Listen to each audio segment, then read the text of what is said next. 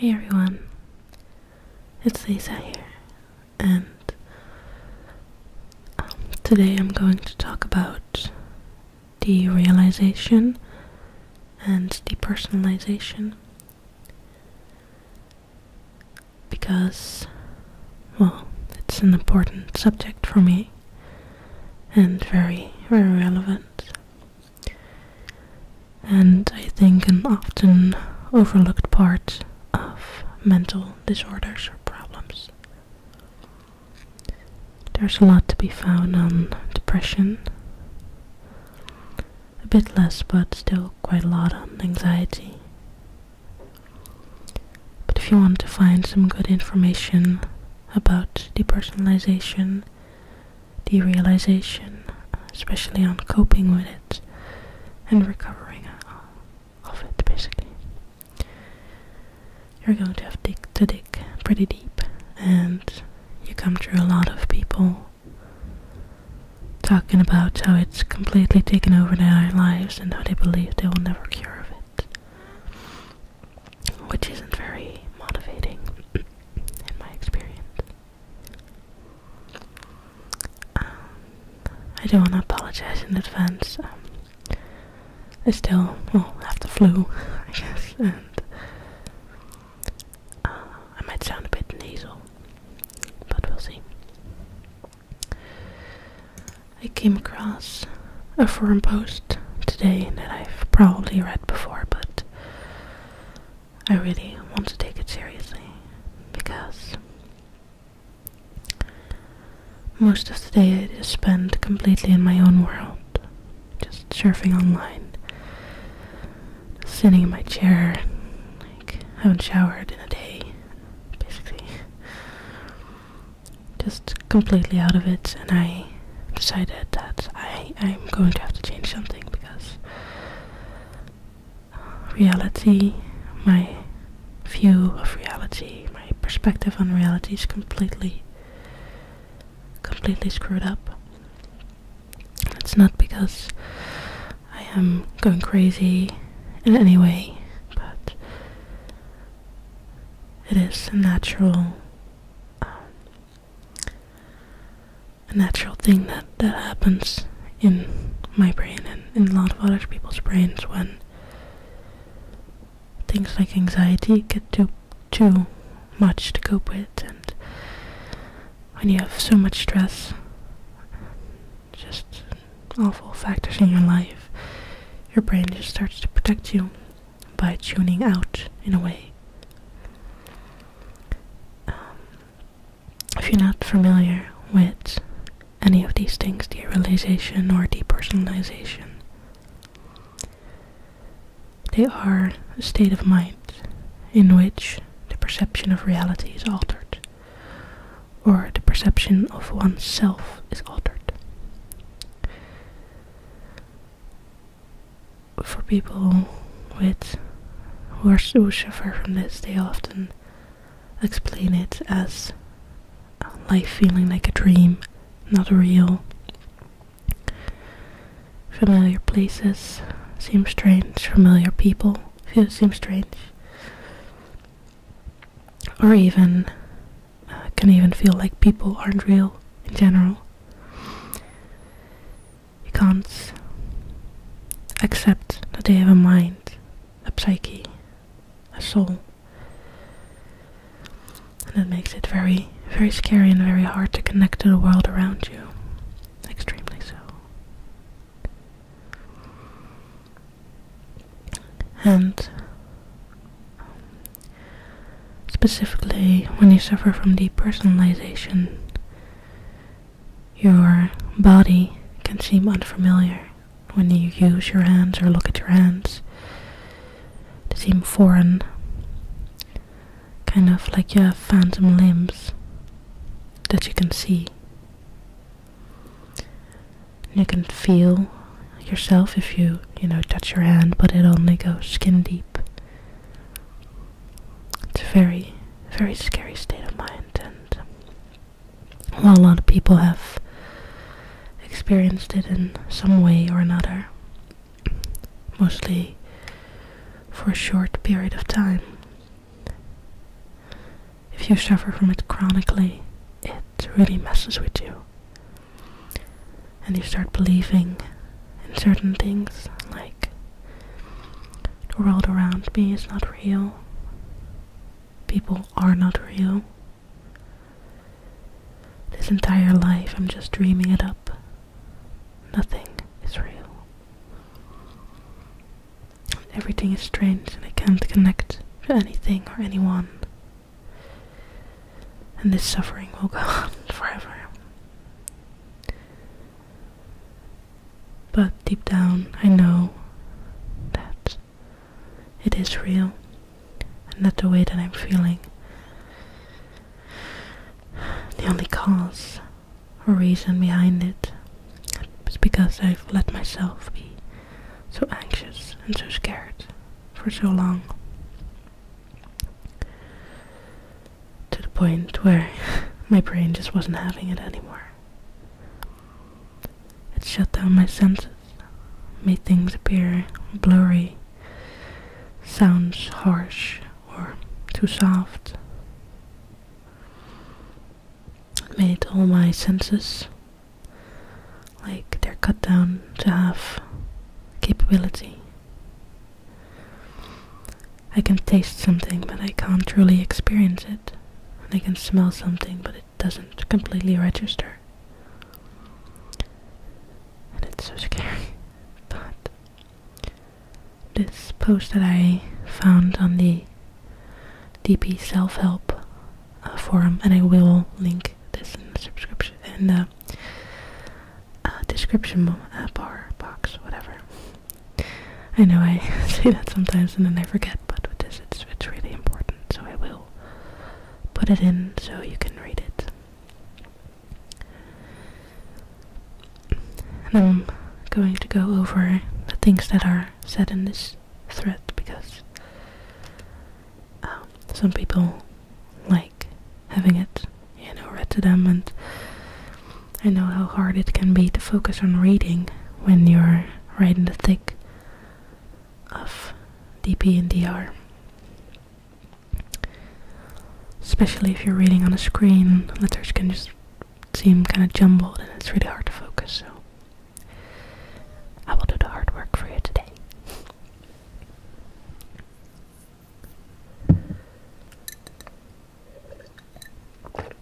Okay, so this thread is called The Holy Grail of Curing DP and DR. And it's basically 10 steps or 10 things you can use to become better or to cope. And the first is acceptance. I'll just read them and I'll go further into them later. Secondly, letting go. Distraction. Turning focus back on external world, the reality, and interact with it. Socializing. Facing your fears and buried sorrows. Eating right. Sleeping and exercising. Changing your thinking pattern. And lastly, re-enter reality and never look back. If you read it like that, it seems pretty simple, but it's not. But it is possible. But it's going to take a lot of hard work and pain and probably fear, but it has worked for a lot of people.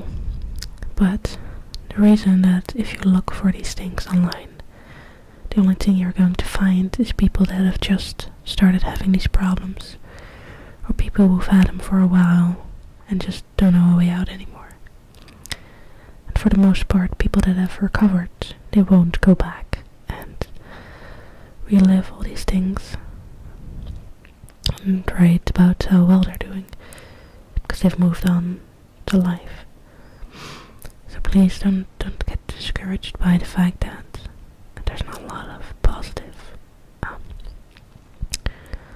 directories online. But that's why this thread is such a gem, honestly. Okay. So the first step is acceptance. And acceptance is hard. It's one thing to realize that you have these issues, but it's another to truly accept it. To truly accept that you're suffering from something that is horrible and that you can't just snap out of. There's no magic pill, but you are suffering from it. And it sucks, but you have to accept it, because that's the only way you can move forward. But acceptance is also, in a way, can be quite a relief, because you can finally stop fighting it. You don't have to fight it, you don't have to put all your energy in removing this thing from your life, because it's not going to amount to anything. It's not easy, but if you try to really tell yourself that I accept that I've got derealization and depersonalization, I'm not going crazy, I'm not insane, and I never will be. This is an illness, but it's a temporary illness, and I accept that I have it. And this is the truth. It doesn't get much truer than this statement.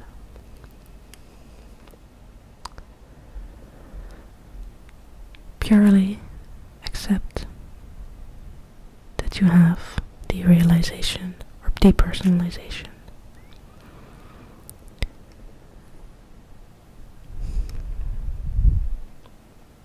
It's the only thing you can do. And it doesn't hurt to try, does it?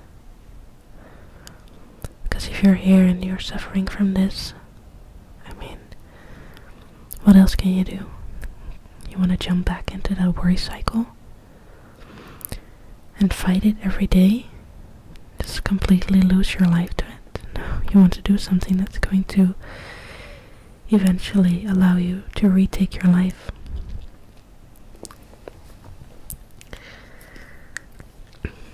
Okay, so step number 2. I don't really see it as linear steps, because a lot of things that I'll mention later on could actually help you right now. But for the sake of lists being convenient. The second step is letting go.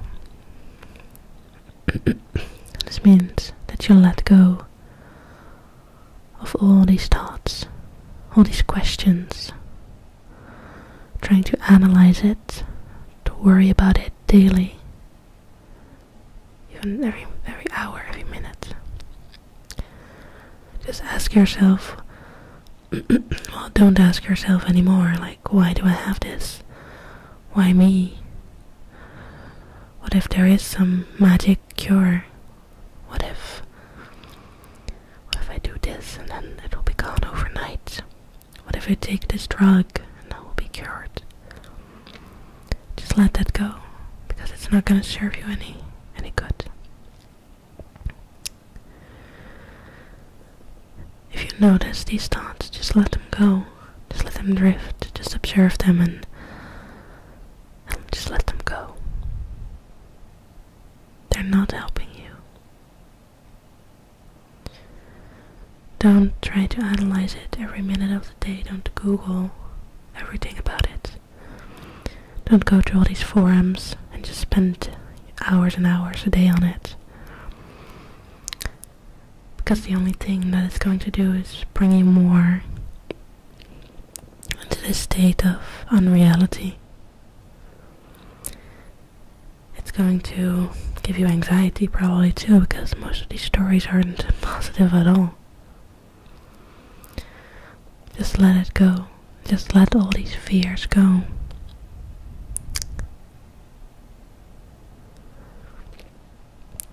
Something that is named in this article was adopt a I don't give a fuck attitude. And that's very true. Decide that once you notice these issues, these sensations, these thoughts, anything, if you notice them, just say I don't give a fuck anymore. I don't care. I just don't give a damn anymore. I might feel like this, but I'm not going to let it live my life. Because I am in charge, you're in charge.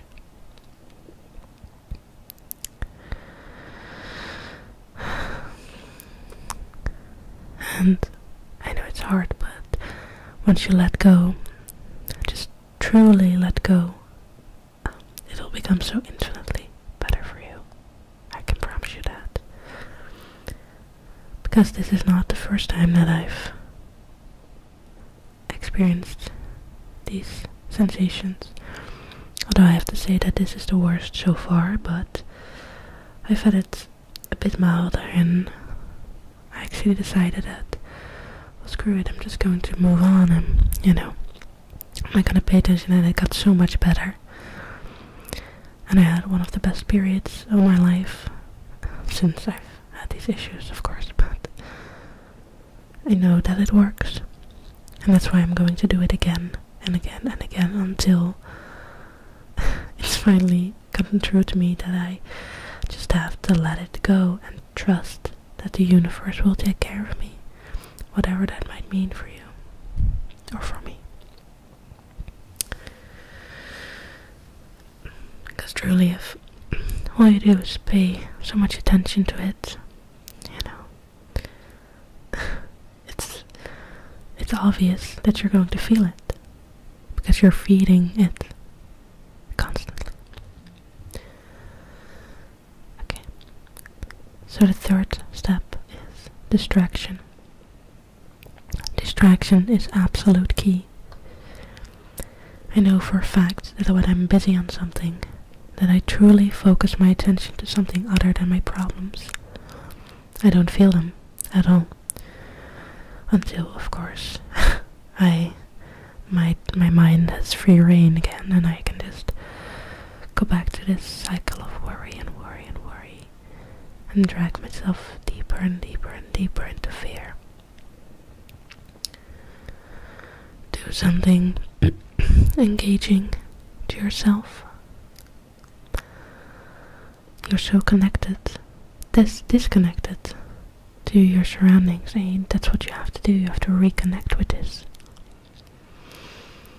It doesn't matter what you do, really. It can be dancing or singing. Maybe take a shower, go out, do some exercising, just run around if you have to, do jumping jacks in your room. But yet clean your room, clean your house, start cleaning the kitchen, start cooking some food for yourself. Anything. Try picking up old hobbies or new hobbies. Learn something new. Try learning a new language. Just anything to keep your mind occupied, because you need 24/7 distraction until you will be, well, it's a bit much, of course, but as much as you can muster. But you will notice pretty immediate results with this. And doing nothing and doing a lot on a day can make the difference between a bad day and a good day. Just do something engaging, and it can be anything. Even, being on the computer isn't the best thing, but if you focus on a video game or a movie or a series and just completely immerse in that, it's wonderful too. But really, distraction is key. It's the only way. Even if you're so tired and you don't want to get up out of bed, do it. Just do it for yourself. And this goes for anything. This goes for anxiety, depression, OCD, anything. Just get up, do something, engage yourself in life. There's no other way to put this, but you just have to do it. Okay.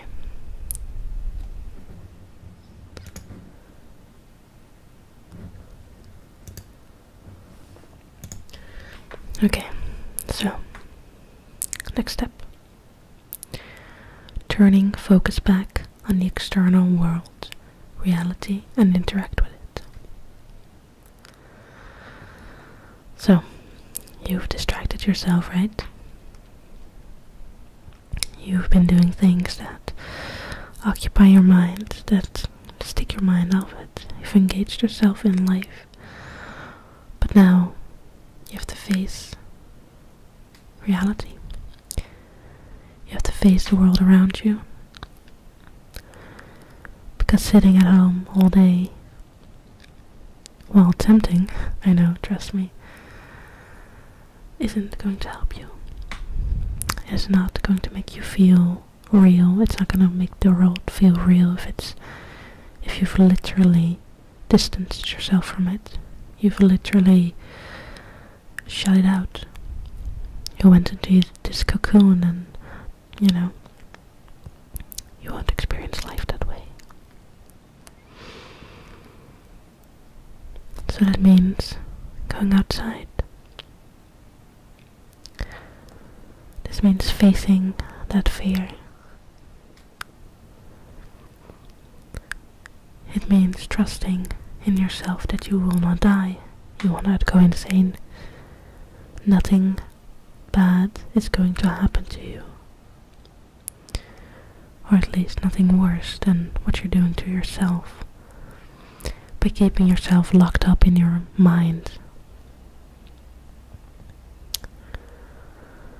Go outside in nature if you can. Maybe the area where you live has a park nearby or a forest.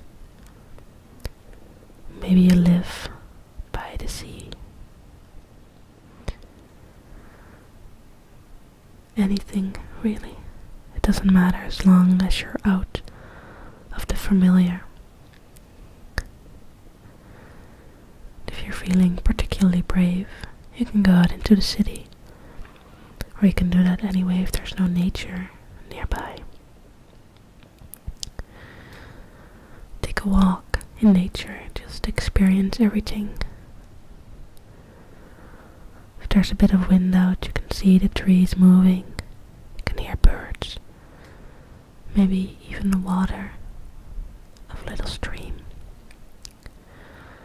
Feeling the fresh air on your skin, just inhaling it, that fresh air, not the stale air that you've been breathing in if you've been sitting at home so much. Seeing this amazingly big world where you have no control. You have no control whatsoever over this world. And that's okay. Nobody does. But you have to trust that you will be okay. This is the world that you are meant to live in.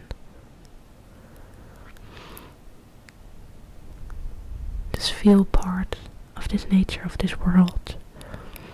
Or if you're in the city, just watch people go by, even if they're strange. Just watch anything that moves, that is real, that is tangible. It's especially good if you see animals. To see birds going, around their business. Maybe even some ducks at the local pond. Maybe take some bread and go feed them. To see them gobble up these chunks of bread. See them interact with each other in a way that is, naturally kind of alien to you because you're not a duck. I mean, I'm going to assume you're not a duck. If you are, then, quack and all that, but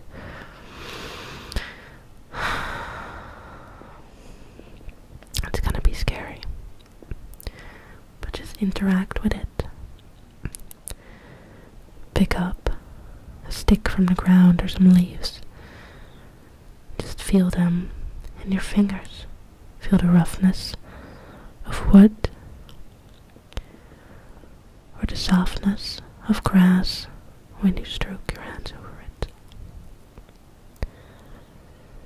Splash around some water in the river. If it's, clean enough. Just feel it. Just feel it. And I know people might be very strange, but like I said, interacting with animals can be so good. If you have an animal, spend time with it. I mean, you have a being there that is able to ground you so completely. An animal that is just there, and you can see that spark of life that you're missing in yourself and that you're missing in people around you. See that spark of life. An animal that's called in this article is kitty cat. Because cats exist without you. In a way, if you're a dog, they can be a bit dependent on you and really mirror themselves to you. But the cats, they don't give a shit. They just go about their own way. And well, the article says they're cute as hell, and I agree. We do have a cat here. He literally does not give a single shit. But unfortunately, I can't really play with him or pet him because I'm highly allergic. But even if you're not in a position to get a pet, sorry.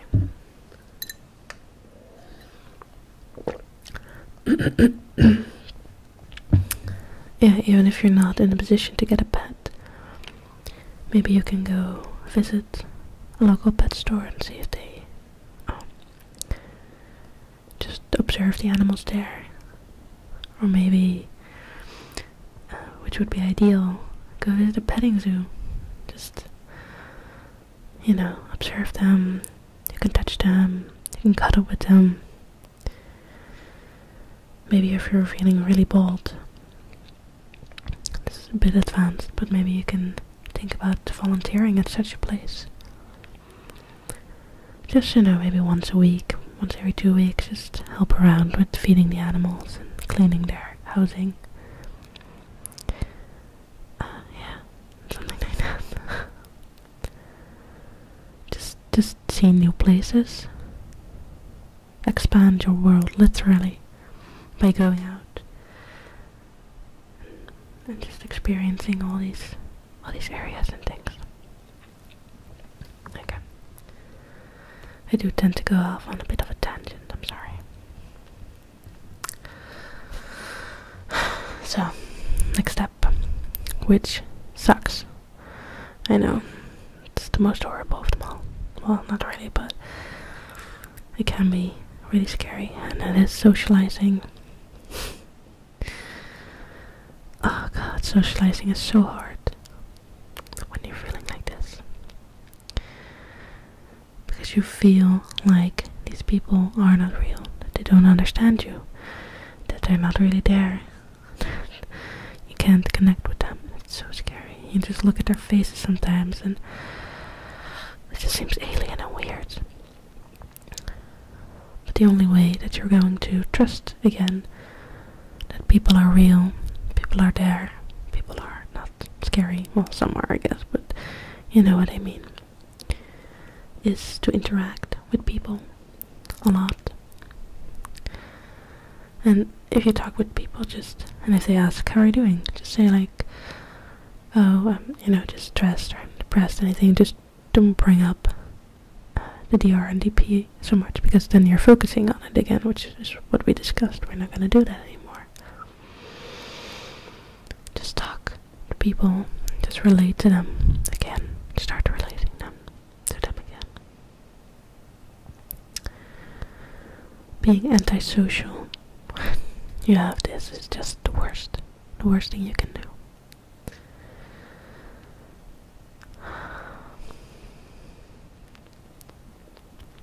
And meet new people too, not just your old friends or, you know, familiar people in a way. Just meet new people too. Make new contacts. And this is going to help you anyway, you know, seeing new perspectives and, you know, having more things to do, getting to know people. It's all about learning too. It's a really good way to do the socializing thing. Okay. Next one. It's a tough one. And it's something that I still have to plunge into. I'm already dreading it. Face your fears and your buried sorrows. Damn, that's a big one, isn't it? People don't just get DR and DP out of nowhere, right? For a lot of people it's triggered by either very severe anxiety or a traumatic event. When a person dies, that you know, like someone that's close to you, a lot of people who experience something like that, they go into this depersonalized, derealized state for a while, which allows them to cope with the pain. But for some reason, we can't cope. I don't know if that makes sense. Something has hurt. There's hurt there. There's pain there. There's sorrow there. There's a lot of fear there, and you're going to have to face it all.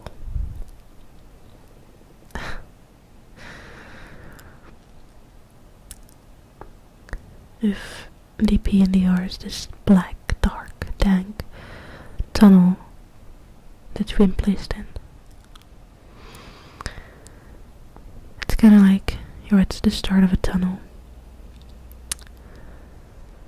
and if you look behind you, you can see some light, some hope. Like, I was feeling better before.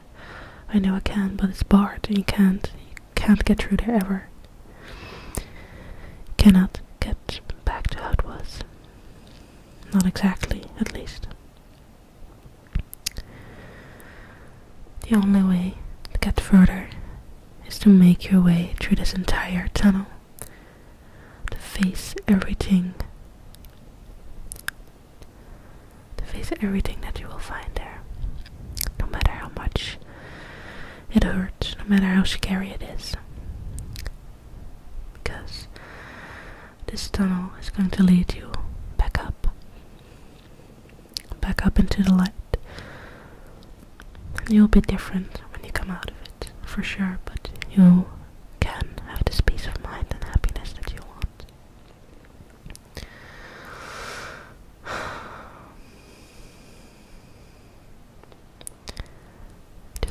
Just allow yourself to feel all these things, all these painful things. Grieve if you need to.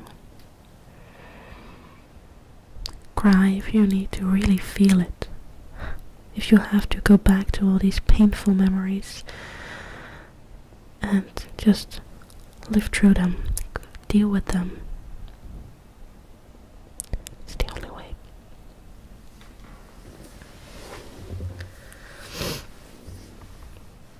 It's hard, trust me, but it's crucial.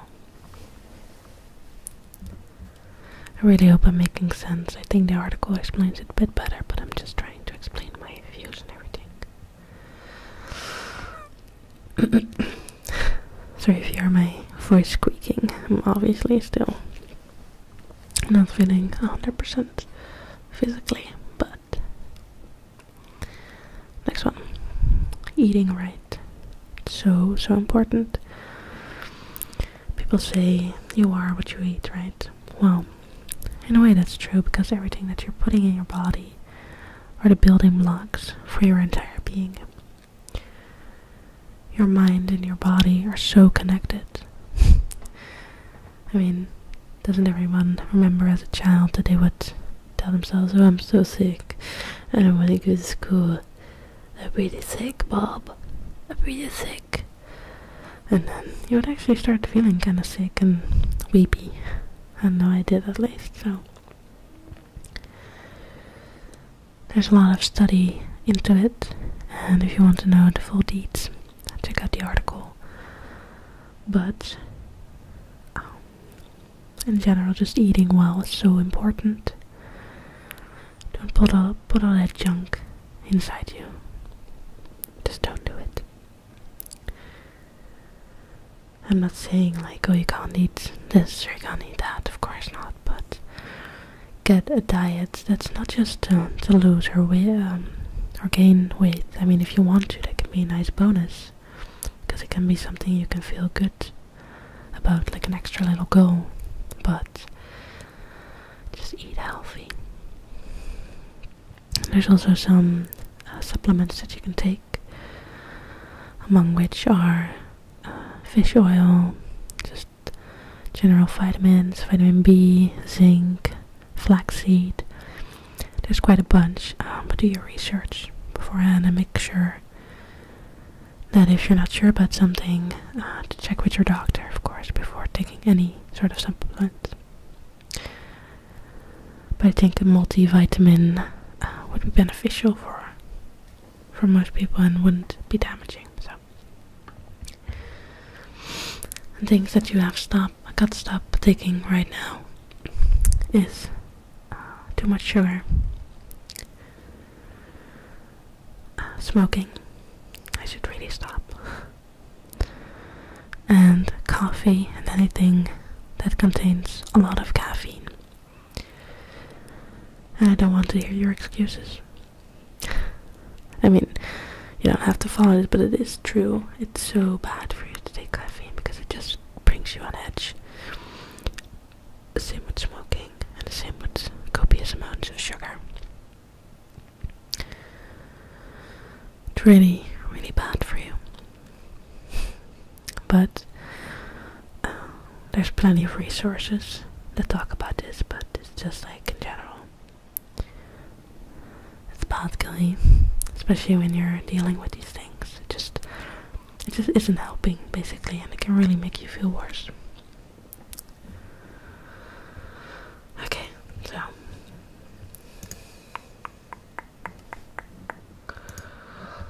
next one.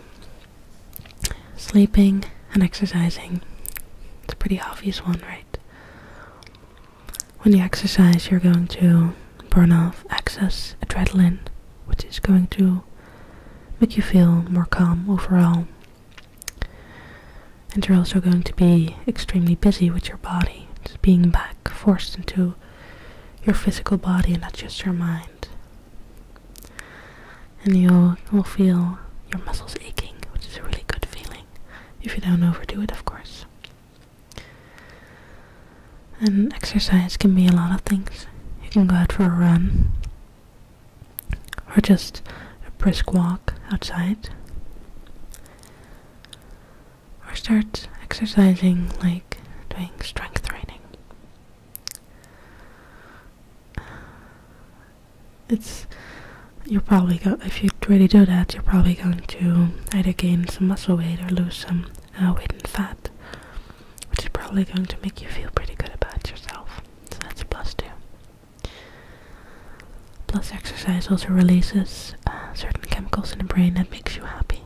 I mean, exercise basically is the go-to thing to do. It's really good for you. And sleeping. I don't want to generalize here, but most people do need around 8 hours of sleep. And well, undersleeping is really bad, not having enough sleep. So is oversleeping. So do try to get a schedule and hold yourself to it. If you're a person who stays up really late and you feel like you can't change your schedule every time you go to bed early, you don't fall asleep, well, the clue is to just get up early. You might feel like shit for a few days, but eventually you'll get tired enough to go sleep at a normal hour. again, if you really can't sleep at night, I mean, why the hell aren't you watching ASMR for sleep? I mean, it's really helped me a lot, and I know that it's not gonna help everyone sleep, but it does really help for me. But some other tips I can give you for falling asleep at night are: make sure that you're plenty hydrated. Make sure that your room is a nice, slightly cool temperature, if you can. Don't sit behind a screen just before sleep, preferably an hour or two not. Don't, yeah, you know what I mean. Maybe read a book or do some other things besides the computer. And just make a nice ritual for yourself before going to sleep. Maybe use a face wash, or get something nice to drink, like a cup of green tea, something similar. Or maybe use some oil infusers and get a nice scent that you will associate with sleep. My personal favorite is lavender.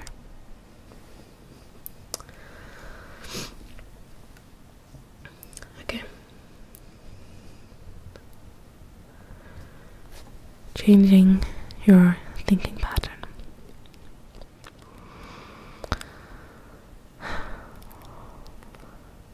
It's kind of a strange one, but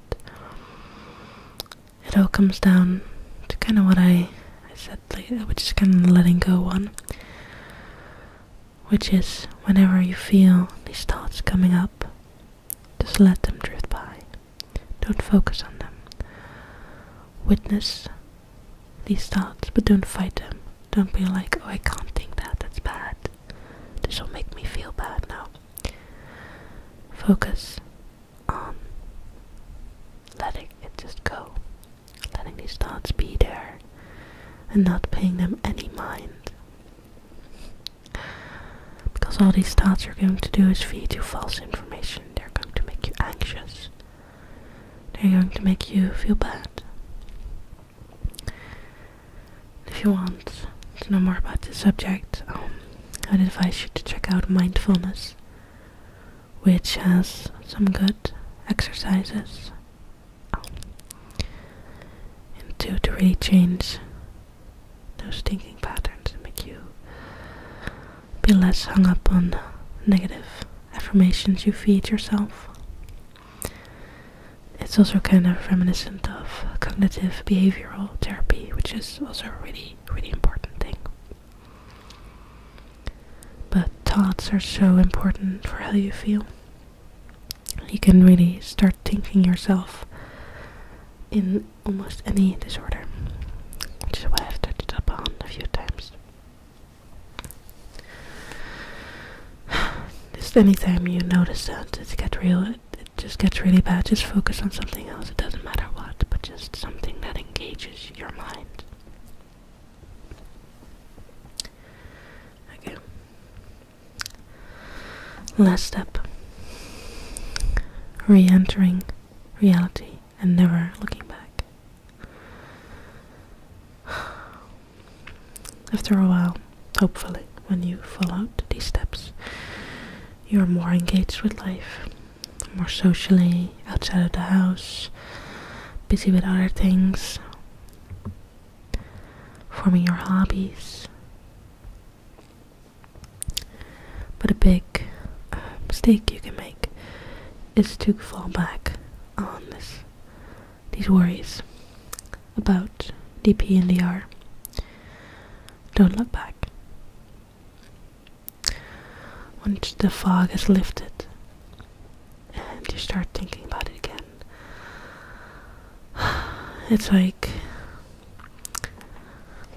a drug addict getting back on it, right? It's going to bring you back into a relapse, which is, it will happen, but if you can help it, then do so.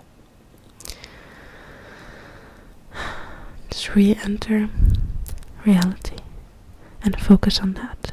Move forward, not backwards and not into your own mind, out into the world and forward. Engaging with people, socializing with them, connecting with them, touching them. And also don't push yourself too far. Don't be like, oh, I've done this and this and that, now I should be cured and now I'm fine, and you act like you can face the world and do everything.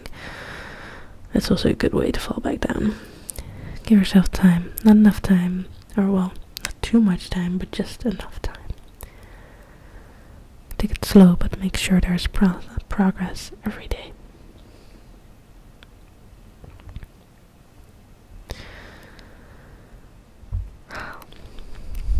So,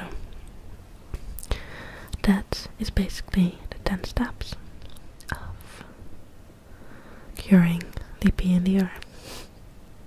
Sounds so simple, right? I mean, it's not, but it gives me hope, and I hope it will give you some hope too. Okay. There's some more things in the thread that I will just list for you here. The do's and don'ts. Okay. These are things, the do's you should do. Participate in life. Get new hobbies and interests.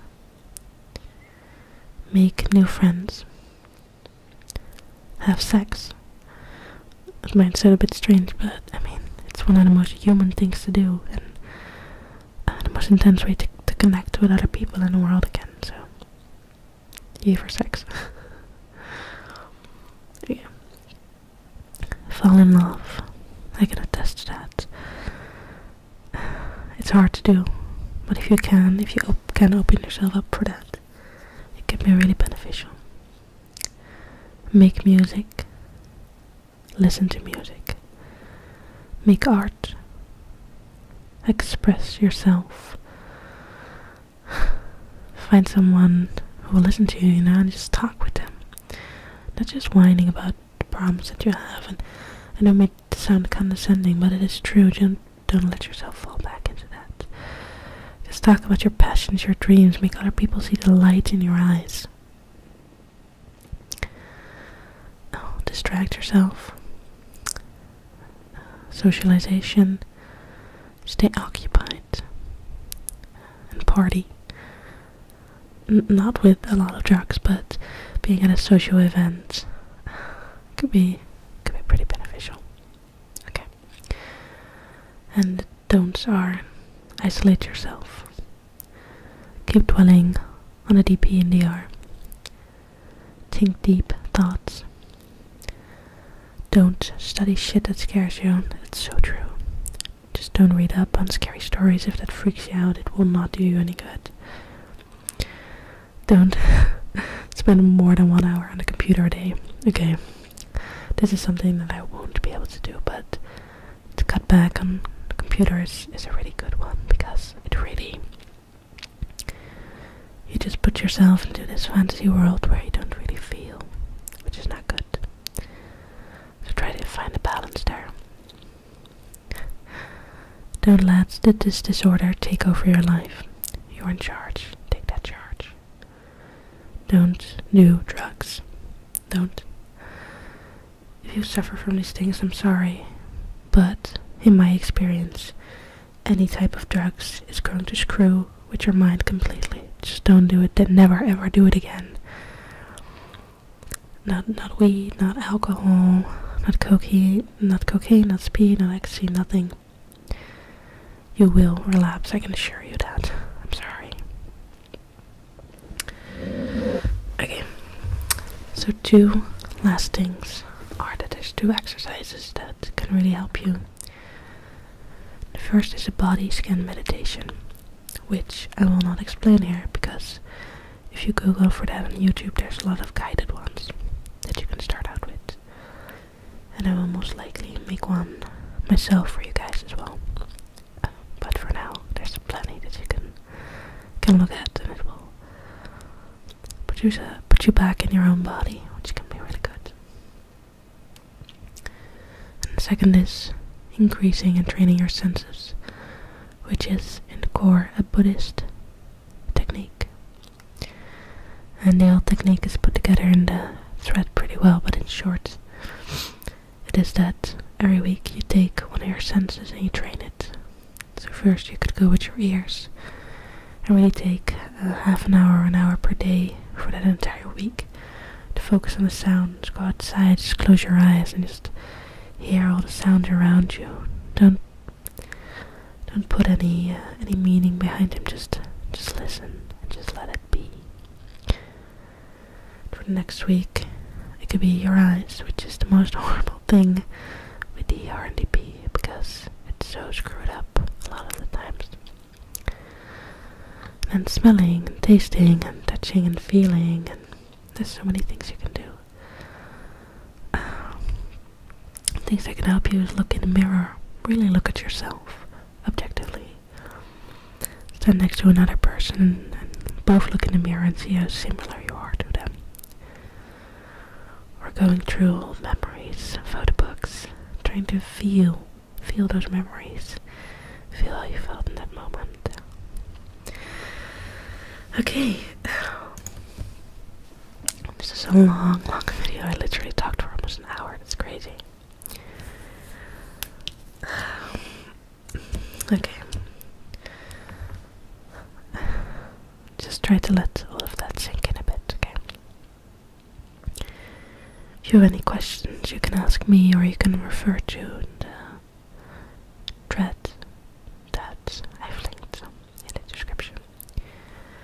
But I did want to sign off with something that I wrote just before recording this. It's part diary, part vow to myself. It's a bit personal, but I thought I'd read it anyway for you. Okay. Acceptance. I have derealization. This is a fact. It's completely true. It's pretty damn horrible, and I will probably feel it for quite a while. All of this is true. But the shift in perspective I'm experiencing is also just that. A shift in perspective brought on by certain things. It's a way my brain protects itself. A failsafe, if you will. And even if my words feel hollow now, I vow to myself that I'm going to recover. I'm going to put in hard work, grueling hard work, to get better. Starting today, even though fear is nearly incapacitating me, I'm going to be following all these steps to recovery. Starting with acceptance. Acceptance of how I feel. And to truly, truly feel it. To not hide away. To not hide away in a virtual world. To trust that once I truly accept and let go, the universe will accept me. Because I want to live. My thoughts, these mean little voices that are telling me that's all fake. But I won't listen anymore. I will observe, only observe. Just watch these thoughts drift by and pay them no mind. Ups and downs will happen, but I'm taking my life back. I will be the person that I'm supposed to be, not someone controlled by fear and darkness. I will find the strength within me to do so. Because I love myself, infinitely so. I deserve all the good that is going to come from this. I love me. I truly, really love myself. So, I'm going to sign off on that. If you're suffering through this, I want you to know that I'm thinking of you, and I wish you didn't have to suffer through it, but I hope that you, together with me, will take those steps to becoming better. And I'll be here, and I really truly care for you.